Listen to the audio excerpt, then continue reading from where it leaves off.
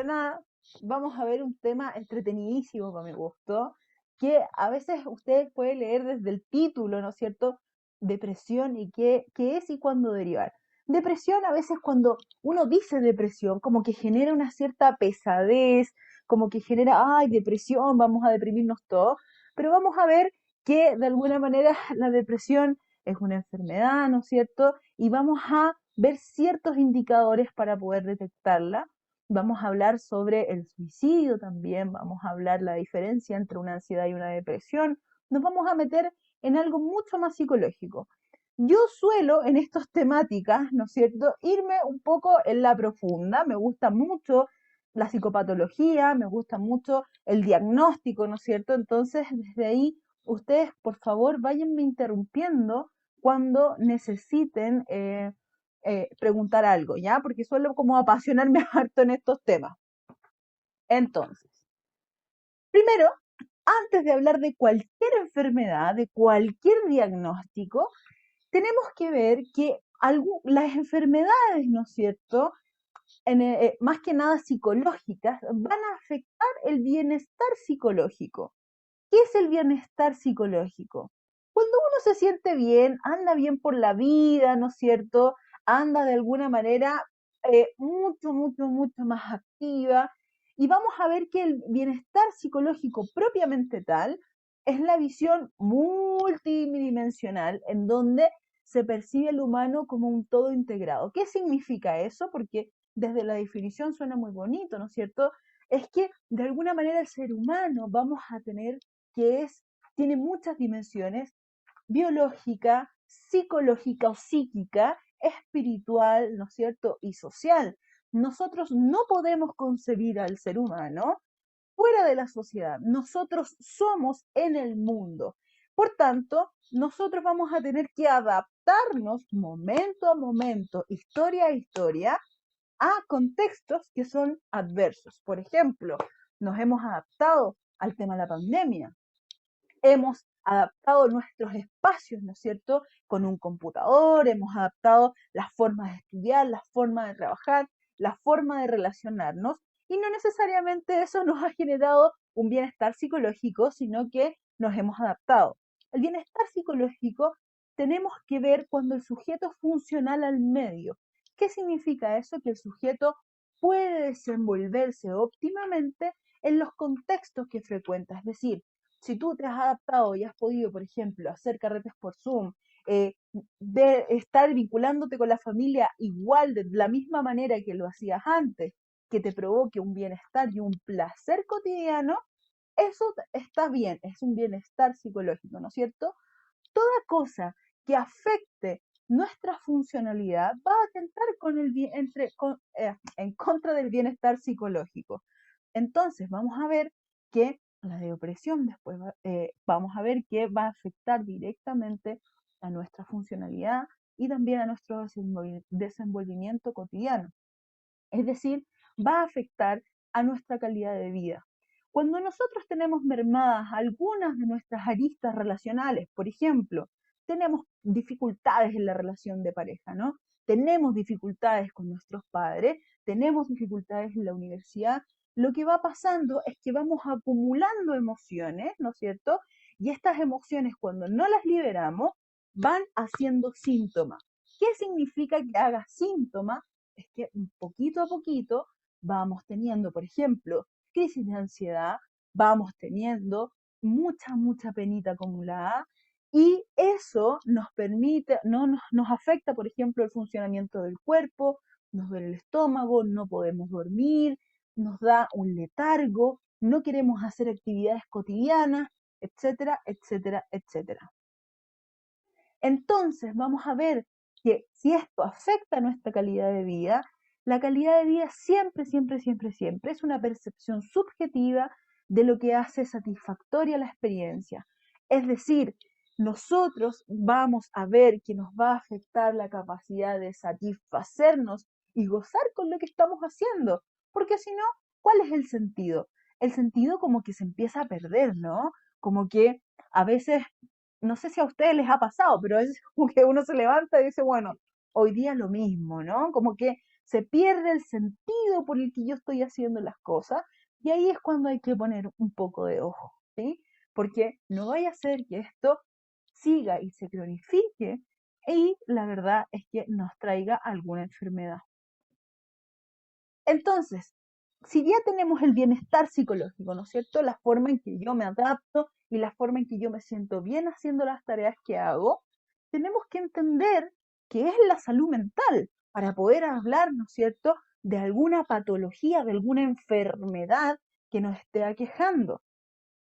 Entonces, la salud mental es el estado de bienestar, es decir, cómo yo me voy a sentir, ¿no es cierto?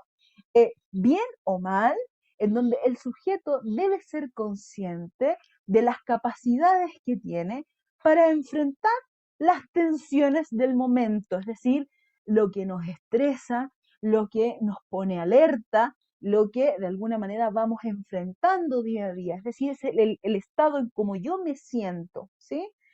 Y desde ahí contribuir a la comunidad. Es decir, si yo me siento bien, es muy probable que mi estudio, mi trabajo sea bueno, ¿cierto? Tenga un buen desempeño. Y ahí a mí me gusta mucho relacionar siempre con lo que uno hace, ¿no es cierto? Es afecto, ¿sí? Con afecto genera un efecto en los otros. Fíjense, a ustedes no sé si les ha pasado, pero uno que otro docente, por ejemplo, a veces, siempre es como que no le gusta lo que hace. No sé si lo han cachado, como que va a pasar la clase, ponen el power, bueno, esto es así, ok, listo, ya, y se acabó la clase. ¿Sí? Cuando la persona vibra con lo que hace, cuando, por ejemplo, tú ves a un médico que se apasiona, un médico que está ahí, que te pregunta, oye, ¿qué te pasó? Y para ver el diagnóstico y te da tratamiento, tú te sientes bien. Es decir, cuando las personas generan un afecto, generan un compromiso con el trabajo que se hace, va a generar sí o sí un efecto. Por tanto, por eso es tan importante, por ejemplo, que nos guste lo que estudiamos. Porque si no nos gusta lo que estudiamos, ¿para qué? ¿Sí? Si yo me metí a mi carrera pensando en no ejercer, ¿para qué? ¿Voy a satisfacer las expectativas de mis papás? ¿Quiero satisfacer mis expectativas? ¿Qué sueños tengo relacionados con lo que estoy estudiando?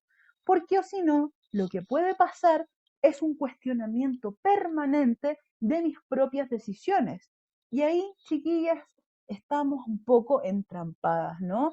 Porque eso nos puede generar sentimientos de no ser suficiente, de que no te gusta lo que haces y de mucha frustración. Por eso tiene una estricta relación, ¿no es cierto?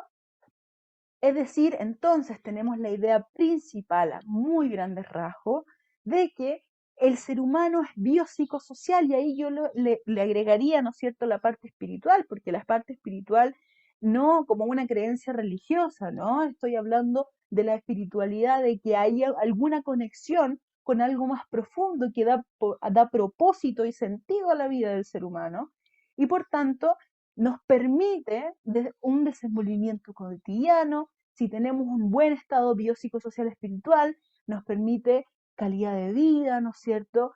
Si tenemos un bienestar psíquico, nos permite un adecuado desarrollo de las actividades y nos va a permitir adecuadas relaciones humanas. Bueno, pero si yo digo esto, ¿no es cierto? Sería súper utópico que nada, que todo esto estuviera maravillosamente bien. En general, siempre hay una arista que más o menos está cojeando. Y aquí entra como forma principal el estrés, ¿sí? Chiquillas, ¿qué saben del estrés? ¿Qué es el estrés? Vamos, ¿qué es el estrés? No es 2 más 1, no, eso es 3. Pero, ¿qué es el estrés? ¿No es cierto? ¿Qué es la enfermedad del estrés? Vamos, ¿a qué produce el estrés? Vamos, chiquillas, están ahí Como, como es viernes. como un estado de alerta constante, Exacto, pero, pero en el estrés es como así, demasiado constante, como que no se va y uno está así muy mal, estresado. Sí, depende de cada uno. sí, También produce dolores en el cuerpo, exacto. distintos Es, efectivamente, Sí, produce también puede dolor. causar efecto emocional.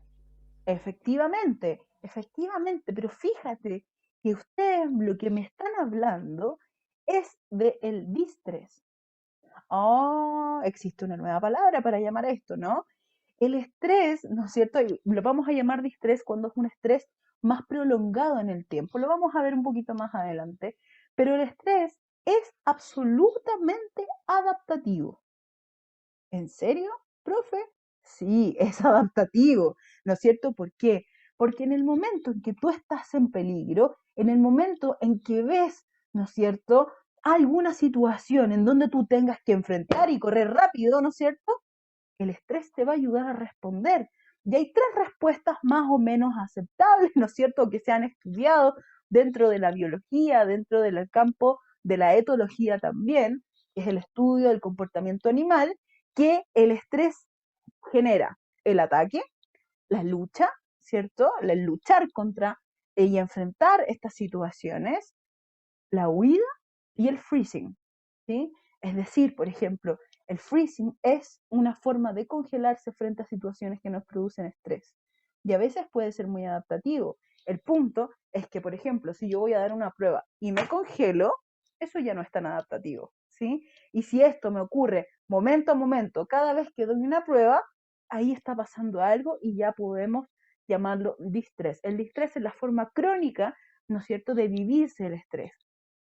Y el estrés va a venir a atentar, ¿no es cierto?, contra estas formas de vivirse la vida que deberían ser absolutamente adecuadas, ¿no es cierto? El estrés patológico. Pero el estrés normal, ¿no es cierto?, nos va a ayudar a funcionar, ¿sí? Nos va a ayudar a enfrentar, por ejemplo, una prueba, nos va a ayudar a enfrentar un conflicto que nos aqueje, nos va a ayudar. Y eso es súper importante que lo tengan claro. El punto es que cuando tenemos un factor emocional implicado en el estrés, por ejemplo, cuando llevo 2 semanas sin dormir o me estoy comiendo muy poco, porque efectivamente puede atacar el cuerpo cuando esto se genera con mucho más tiempo, vamos a ver que las patologías y las distintas enfermedades, tales como trastornos ansiosos, trastornos del ánimo, trastornos afectivo bipolar, depresión, e incluso a veces esquizofrenia, ¿no es cierto?, pueden llegar y tocar la puerta, ¿sí? Entonces, vamos a ver que cuando tenemos este malestar, cuando estamos estresados, cuando el cortisol sube, la adrenalina sube, sin un estímulo permanente, vamos a ver que a veces, muchas veces, tenemos, ¿no es cierto?, una experiencia de quiebre. ¿Qué es la experiencia de quiebre, chiquillas? Es cuando algo nos pone en jaque la vida. Es decir, por ejemplo, eh, a ver, la única situación que se me viene a la cabeza, por ejemplo, es cuando a veces hay un duelo, cuando hay alguna pérdida de algún ser querido, por ejemplo. Esa experiencia nos pone en jaque. Cuando, por ejemplo, vas en la calle y te asaltan, también es una experiencia que nos pone en jaque. Sin embargo, no toda experiencia de quiebre es una experiencia traumática.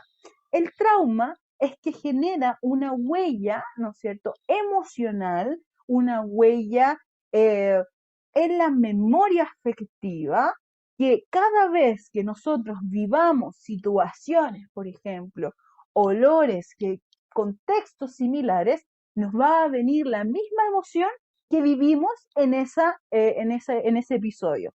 Por ejemplo, yo les voy a hablar un poco más como de lo que yo me desenvuelvo, de mi trabajo, ¿no es cierto?, en otros contextos, en mi trabajo más de perito, cuando a las personas les pasa una transgresión en el área de la sexualidad, es decir, cuando las violentan sexualmente a los niños, niñas y adolescentes, lo que pasa es que los niños, por ejemplo, recuerdan mucho los olores, recuerdan mucho los sonidos, ¿sí? ¿Por qué? Porque ahí tú estás viendo que cuando hay nivel tal de detalle es una experiencia traumática, y es decir, si se enfrentan nuevamente, por ejemplo, a la persona que les hizo daño, vuelven a, vuelven a vivenciar el nivel de miedo que tenían, ¿sí? El nivel de alerta.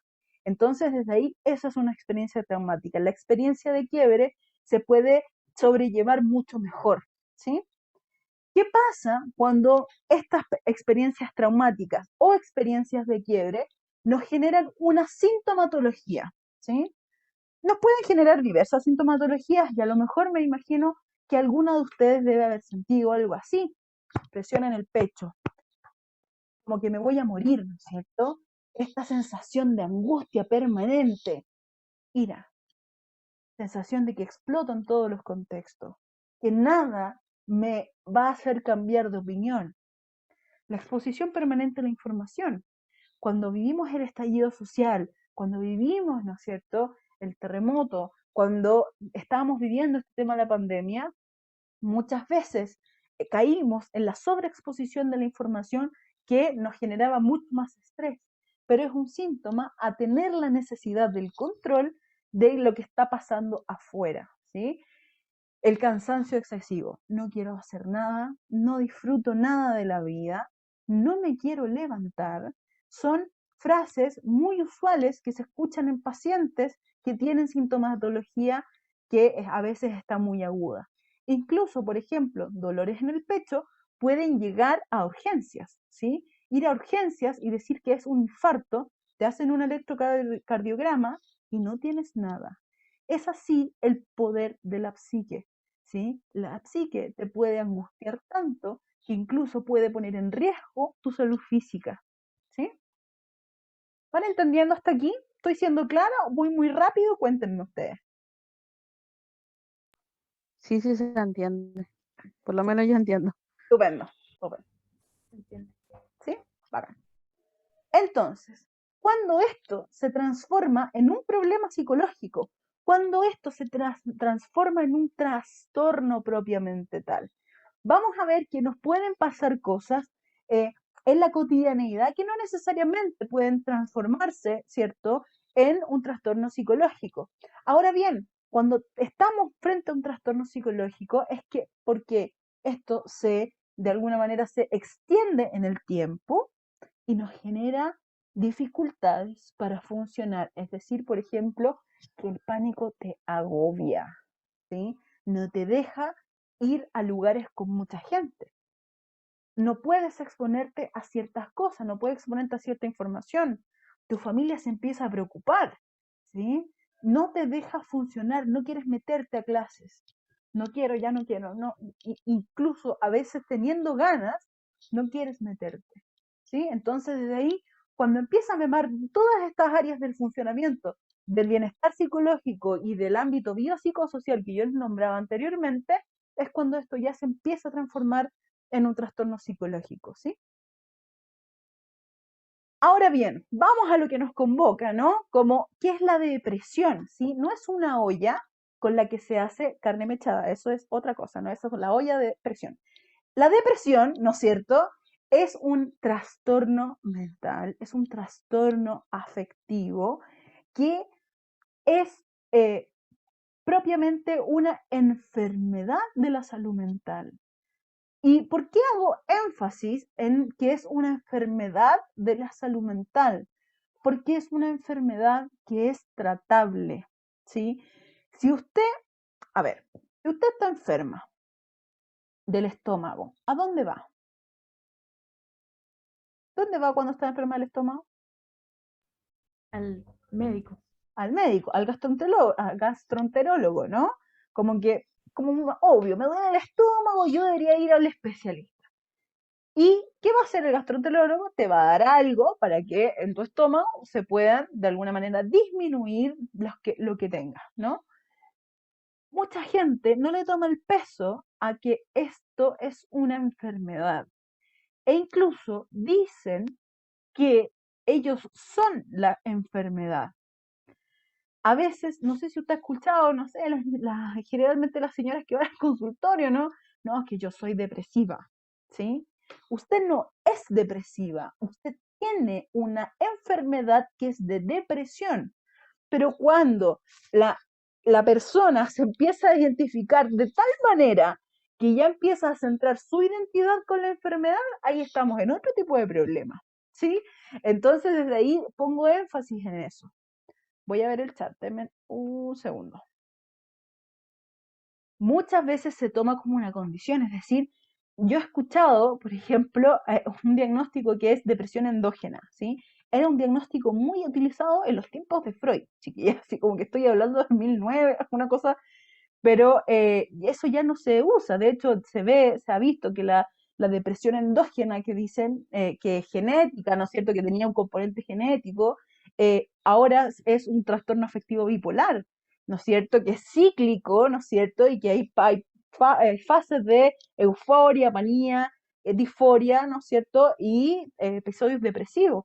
Pero no necesariamente tiene que ser una depresión, no necesariamente usted nace depresiva, ¿sí? Eso no es así. Hay componentes genéticos y epigenéticos que te pueden dar mayor vulnerabilidad a que sufras una depresión. Sin embargo, tú no naces depresiva, ¿sí? Gracias, Elena. Entonces, cuando ya tenemos claro que es una enfermedad y de salud mental, usted, si tiene algún síntoma, alguna sintomatología, debería, ¿sí?, ir al psicólogo y al psiquiatra. ¿Por qué? El psiquiatra, chiquillas, para que ustedes sepan, va a recetar fármacos, ¿sí? Porque a veces hay que ayudar a la biología. Vamos a ver después qué componentes tienen el tema de la depresión, ¿no es cierto?, qué pasa en el cerebro, que a veces incluso necesitamos, ¿no es cierto?, cierta ayuda. Y al psicólogo, ¿por qué? Porque el psicólogo no es que le vaya a resolver los problemas a usted. A mí me encantaría, por ejemplo, tomar decisiones por mis pacientes. Es decir, mira, ¿sabéis qué? Yo hoy día tú no vayas a comer más. Así como hoy día no vayas a ir a ver a tu ex. No, eso no se puede, ¿sí? Lo que hace el psicólogo, propiamente tal, es acompañarte en el proceso. Es vincularse contigo de una forma segura y de alguna manera ayudarte a que tú puedas vivenciar lo que estás pasando de una mejor manera. Un psicólogo es alguien que ilumina un poco ciertas cosas, ciertas perspectivas que a veces uno anula, porque es muy normal que eso pase, ¿sí? Entonces, desde ahí, si uno tiene depresión, hay que ir a estos dos especialistas, porque el fármaco no sirve de nada, y vamos a ver que no sirve de nada sin la ayuda psicológica, ¿sí? Y vamos a ver todo también el propósito, ¿no es cierto?, biológico que hay detrás de la psicoterapia también. Es decir, como cuando tenemos una depresión, cuando tenemos a una persona que padece esta enfermedad, tenemos y vemos en la clínica, y ustedes lo van a poder ver también con sus compañeros, ¿no es cierto?, que hay una pérdida del sentido de la vida. ¿Para qué y por qué estoy haciendo esto? Va a haber una pérdida del sentido y del placer, que vamos a llamar después como anedonia, ¿no? Es decir, no me gusta hacer lo que antes hacía. No me agrada hacer lo que antes hacía. No me agrada comer, no me agrada bailar, no me agrada escuchar música, no me agrada salir a ver a mis papás, no me agrada juntarme con mis amigos, no quiero hacerlo. Porque vamos a ver que la energía vital disminuye a tal punto que a veces lo único que quieres es morir. Entonces, es importante focalizarnos en que la depresión no es igual a la tristeza, ¿sí? Cuando usted dice, por ejemplo, a mí me ha pasado, no, ¿sabéis qué? Estoy deprimida, ¿sí? No es que esté deprimida, ¿sí? Tengo tristeza. Hay un momento que me está generando tristeza. Si me peleé con mi pololo, no es que usted esté deprimida, es que está con tristeza por un acontecimiento que es reactivo, ¿no es cierto? Cuando usted está deprimida, vamos a ver que los síntomas tienen que ser a mucho más largo plazo e incluso tienen que haber, ¿no es cierto?, muchas términos sintomatológicos en términos de la pérdida del apetito, falta de sueño, insomnio de conciliación. Vamos a ver varias cosas así. La depresión no se puede fingir. No sé si ustedes han escuchado, pero muchas veces he escuchado, no, que se hace el triste, no se quiere levantar, no se quiere levantar de la cama, es flojo, bueno para la pestaña. Y a veces es que está muy triste para poder levantarse, está muy deprimido para poder levantarse, porque la biología no te lo permite. La depresión no es para toda la vida, ¿sí? Hay fases en la depresión donde se puede transformar a un trastorno del ánimo recurrente. Sin embargo, siempre hay episodios en donde la depresión, ¿cierto? Puede fluctuar y puede disminuir, ¿sí? O sea, o puede incluso acabarse. A veces nos deprimimos por un evento traumático o una experiencia de quiebre súper significativa y esto después de tratamiento puede disminuir. La depresión es tratable. Va a existir una depresión que se llama depresión crónica, que tiene que ver con el trastorno de ánimo recurrente. ¿Qué significa eso? Que no es que sea una depresión para toda la vida, sino que van a haber veces en donde tu cerebro esté más vulnerable a deprimirse. No significa que siempre vas a tener depresión, ¿sí? El diagnóstico como tal es de depresión mayor, es decir, porque todos los síntomas que les iba contando se agudizan, y también está la depresión posparto, en donde hay un desbalance neuroquímico en la madre que no logra reflejar los ojos de la guagüita, ¿no es cierto? Y que se deprime por el estado puerperal que tiene la mamá, ¿sí? Por eso es tan importante, por ejemplo, tratar las depresiones postparto. ¿Por qué?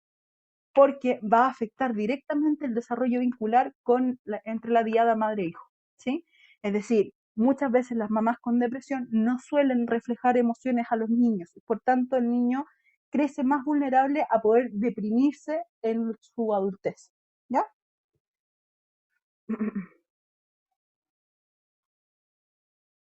¿Qué pasa? ¿Sí? Como somos biología, ustedes ahí pueden ver un cerebro que está deprimido y otro cerebro que no está deprimido. ¿Qué pasa con el cerebro deprimido? Baja la actividad cerebral, es decir, las neuronas, ¿sí?, funcionan más lento. Los procesos cognitivos funcionan más lento. La capacidad de planificar funciona más lento, ¿sí? Ustedes ven, el lóbulo frontal está absolutamente en azulito, ¿no? La capacidad que tiene que ver con planificar, la función ejecutiva, ¿no es cierto? El lenguaje está enlentecido. Una forma de diagnosticar a una persona con depresión es ver cómo habla. ¿Por qué? Porque una persona con depresión no te va a hablar rápido, de partida, ¿sí? Cuando hay un trastorno afectivo bipolar, por ejemplo, y están en manía, ¿sí?, las personas hablan muy rápido y te cansan porque hablan así y vamos a carretear, ¿no es cierto? Y la energía incluso que se produce cuando estás hablando con una persona es como, ¡ay, por favor, cállela! Así como de verdad, ¿no? Es súper agotador. Cuando estás con una persona con depresión, la persona muy probablemente te va a hablar así, va a hacer muchas pausas cuando estás hablando, te va a costar seguir la línea del pensamiento, es decir, seguir el relato que está contando, muchas veces se va a silenciar e incluso cuando la gente tiene ha tenido muchos episodios depresivos en la vida, lo que tienen que fijarse es en el entrecejo, ¿sí? El entrecejo se empieza a marcar muchísimo en los adultos, por lo menos. En los niños la depresión es más con irritabilidad, ¿sí? Los niños se portan muy mal, ¿sí? Se portan muy mal y todo les irrita. Son niños que hacen mucha pataleta. Los niños se viven diferente en la depresión porque no tienen la misma capacidad del lenguaje para poder elaborar, ¿ya? Entonces, la carencia de neurotransmisores en la depresión es impactante. Y neurotransmisores me refiero a la dopamina, a la noradrenalina y a la adrenalina. Es decir, todos los neurotransmisores que te provocan la experiencia de placer y la capacidad de estar alerta, ¿sí? Por eso hay más letargia, ¿no? Disminuye el tamaño incluso del hipocampo. Estamos hablando del cerebro, chicas. Esto no es fuera de su cuerpo, ¿sí? Disminuye el tamaño del hipocampo, eh, aumenta, ¿cierto?, la capacidad de recordar eventos del pasado, de revivificar cosas emocionales que te hayan hecho daño, que te hayan producido mucha tristeza, y eso se intensifica, ¿sí? Y para su sorpresa, hay un estudio reciente, me parece que es del año 2010, si es que no me equivoco, en donde dice que personas con depresión ven el mundo más gris. Es decir, cambia la biología de los conos y de los bastones de los ojos. ¿sí? Tú ves el mundo más gris. E incluso cuando hay luz de día, ¿no es cierto? El mundo está más gris. Por tanto, eso impide que la persona pueda movilizarse a algo. Porque es tan importante porque incluso se dice, ¿no es cierto?, que los suicidios aumentan en primavera porque hay más luz de día, ¿sí? Y desde ahí la luz de día, como entras directamente a los ojos, te da más energía y la persona se mata, ¿sí? Entonces hay que tener mucho ojo con eso. Pero no todo está perdido. Hay ciertas plasticidades, hay algo que se llama plasticidad cerebral, ¿sí? ¿Qué es la plasticidad cerebral?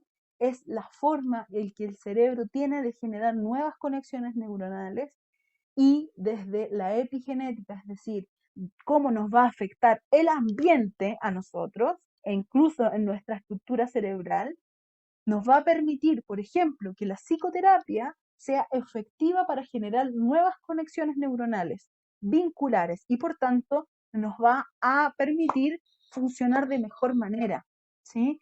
Si se crean nuevas conexiones cerebrales, aumenta la actividad cerebral y aumenta tu capacidad de adaptarte al ambiente. Por tanto, puede ser tratable, sobre todo si se están ayudando con fármacos, ¿sí?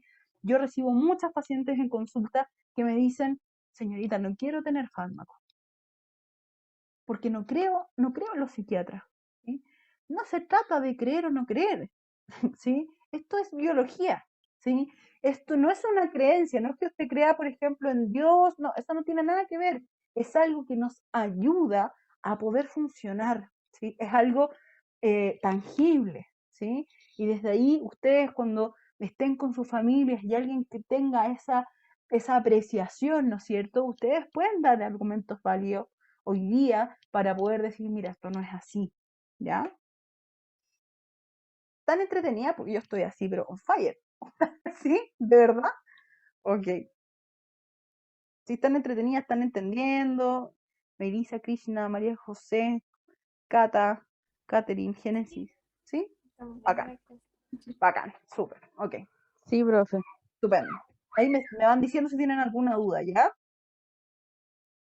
Entonces, la depresión, vamos a ver que es un conjunto, es una enfermedad que va a tener signos sin síntomas, es decir, va a haber mucha impotencia sobre la vida, se va a perder el sentido, vamos a tener mucha culpa, ¿sí? Y la culpa es distinta a la responsabilidad de las cosas.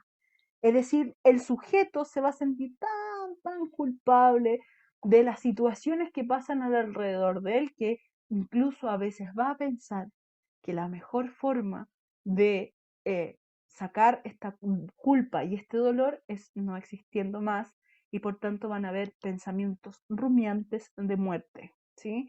Es decir, aquí el sentido de la vida y de la existencia se ve interrumpido, ¿sí?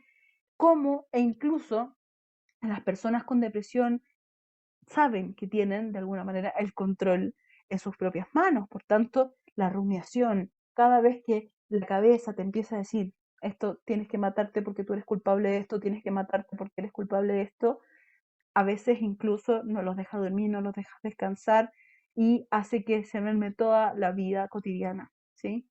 Van a haber trastornos del apetito por compensación o descompensación, es decir, puede aumentar la ansiedad por comer o puede disminuir. Muchas personas con depresión o tienden a engordar mucho o incluso a bajar demasiado de peso, ¿sí? Depende de cada persona y depende de cómo también la cultura familiar en relación a la comida, etcétera, pero en general pueden ser esos dos extremos.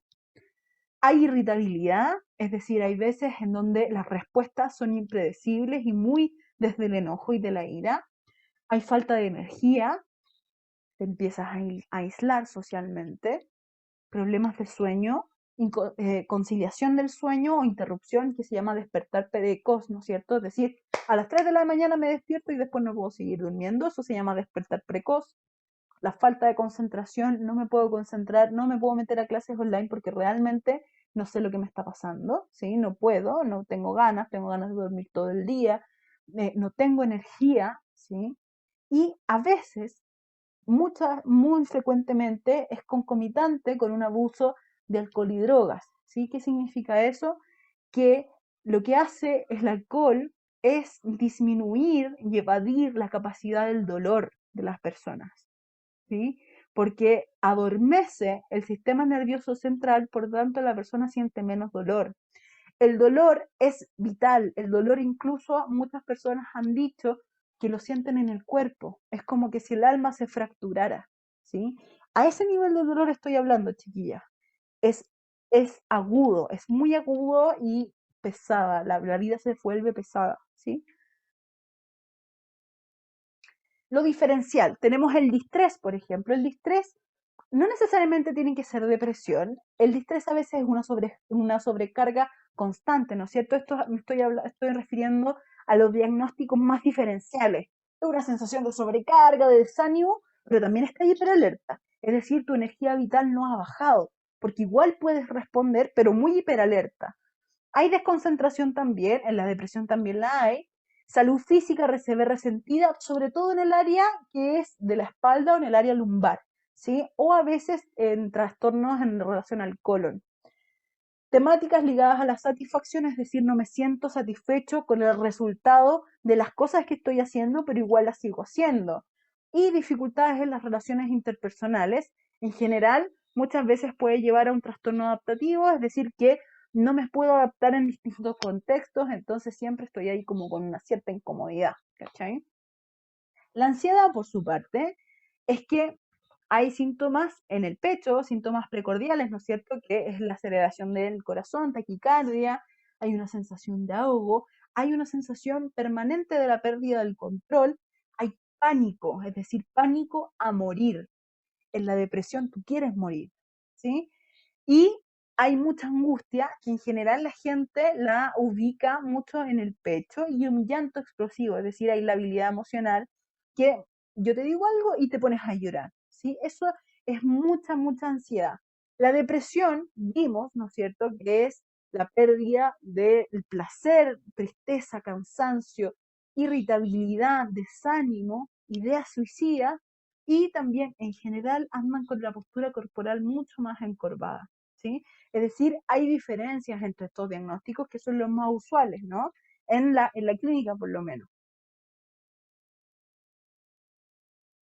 Miren, ahora vamos a ver un pequeño cortometraje que para que ustedes puedan reconocer ciertos signos de la depresión, ¿sí? Porque yo les puedo hablar muchísimo de cómo es la depresión y ejemplificárselo, pero a lo mejor es bueno que lo vean para que después, si a ustedes les toque diagnosticar esto o les toque ver algo así, puedan saber lo que es, ¿sí? Este es el cortometraje que de alguna manera a mí me parece que refleja mejor lo que es la depresión, ¿sí? Dura 7 minutos, así que veámoslo con atención, por favor, y después me dicen sus impresiones. ¿Se escucha, no? Sí, profe. Cumpleaños feliz, te deseamos a ti. Cumpleaños feliz, te deseamos a ti.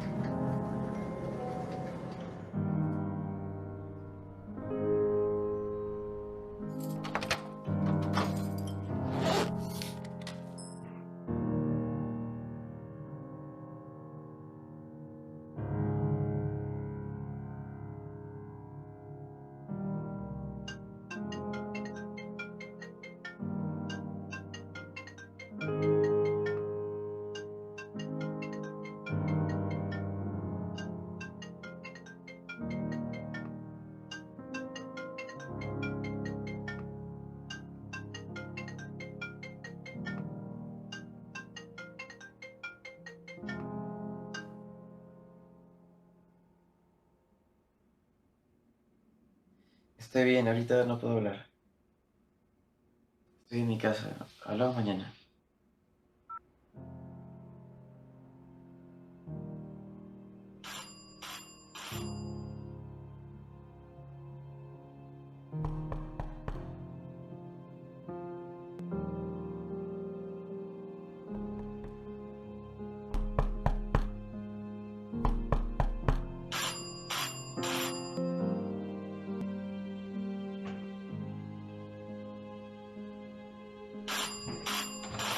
¿Qué Feliz, haces aquí? ¿puedo pasar? Estoy ocupado. ¿Qué haces? ¿Qué quieres? ¿Estás bien? Sí, estoy bien.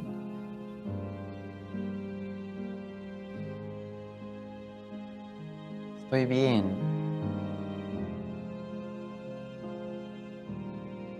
Hoy no, Andrés. No estás bien. Bien. No estás bien.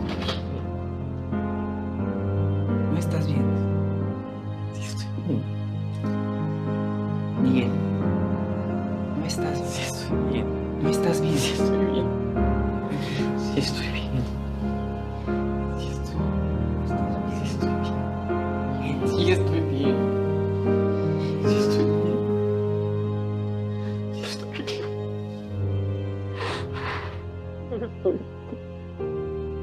No estoy bien.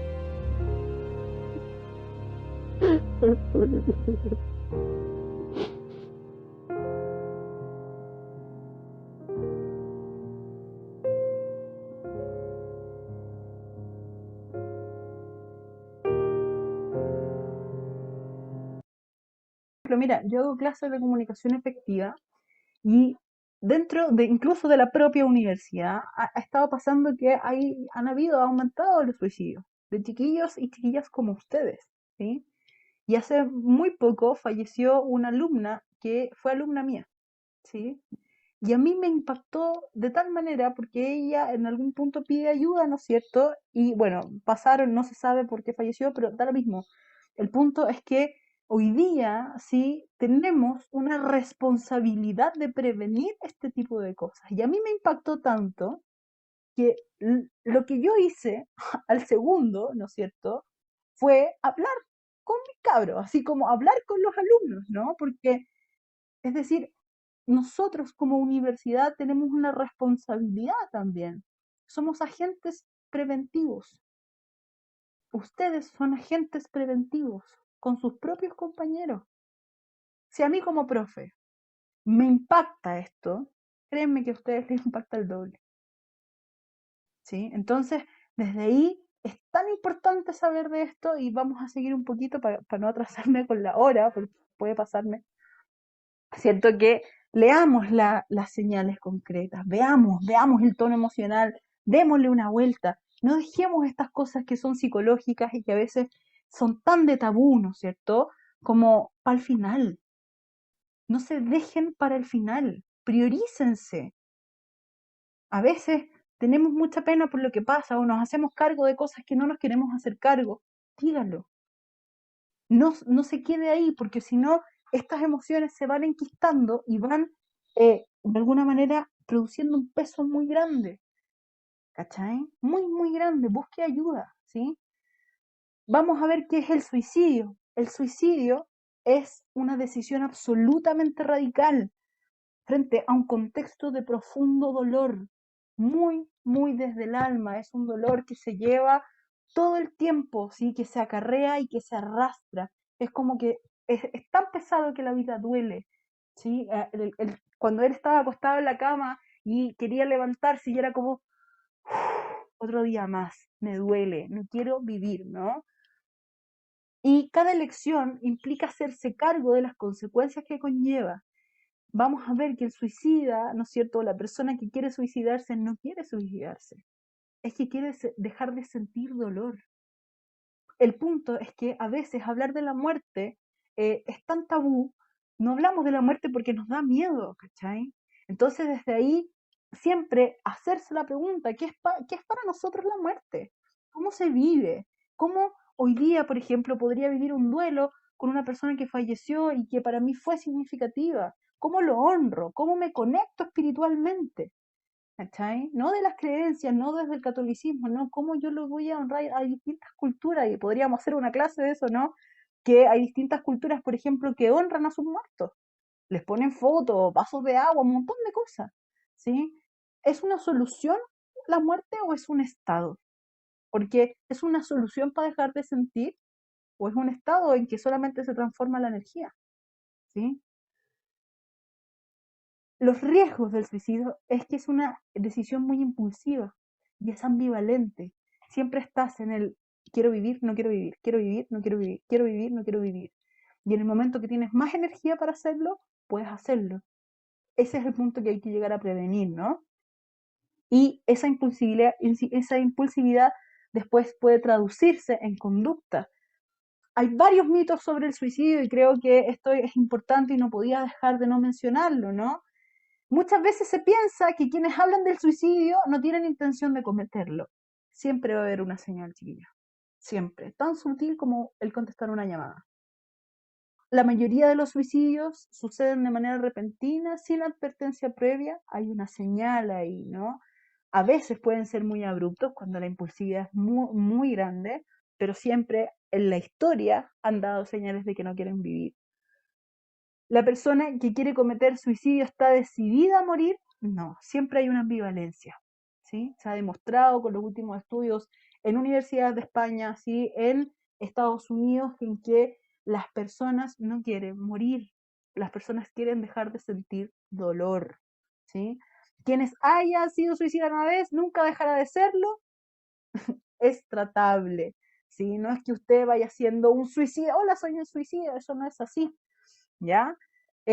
¿Son las personas con trastornos mentales son suicidas? No, a veces cuando las personas tienen profundo dolor no significa que sea un trastorno mental, ¿sí? No significa que tengan una depresión a la base, muchas veces pueden haber vivido una situación reactiva que les esté generando tanto dolor que piensan en el suicidio, ¿sí? Y hablar del suicidio es un estímulo para que se cometan más suicidios, no es así. Es decir, si yo hablo y estoy hablando permanentemente del suicidio, en la once, en el almuerzo, en una comida familiar, con los amigos, estoy previniendo el suicidio. ¿Por qué?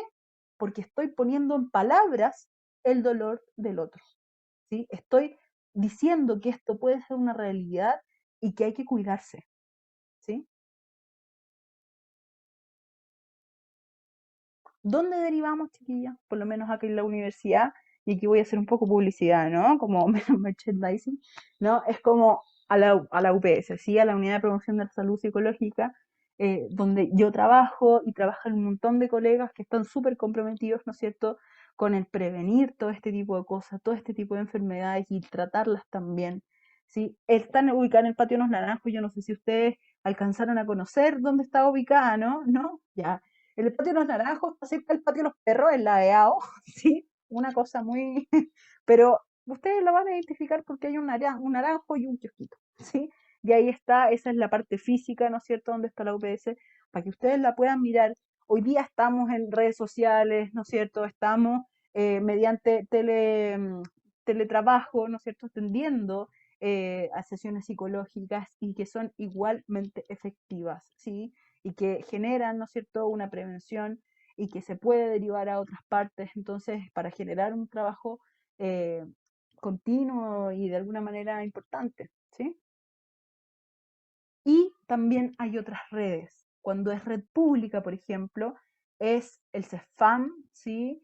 Es el Centro de Salud Familiar, la OPD, si tienen niños, por ejemplo, o Oficina de Protección de Derechos en la Infancia, si ustedes están viendo alguna vulneración, el COSAM, si tienen algo de salud mental o algo de adicciones, por ejemplo, también lo pueden derivar allá en la red pública, el Centro de la Mujer, la van a ayudar, van a poner le van a prestar asesoría jurídica, psicojurídica igual, centro de atención a víctimas de índole sexual y centro de atención a víctimas por haber vivido algo violento, ¿no es cierto?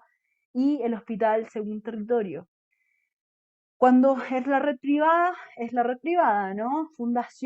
Hay fundaciones, por ejemplo, que son a más bajo costo, el CAPS de la Universidad de Chile, hay también el CAPS de la misma universidad, la UPS acá, son a bajo costo, la UPS es gratuita, ¿sí? Pero hay otros centros, por ejemplo, Cápsula Chile cobra 15 lucas la sesión, ¿sí? Entonces desde ahí hay formas de hacerlo, ¿sí? Hay formas de hacerlo.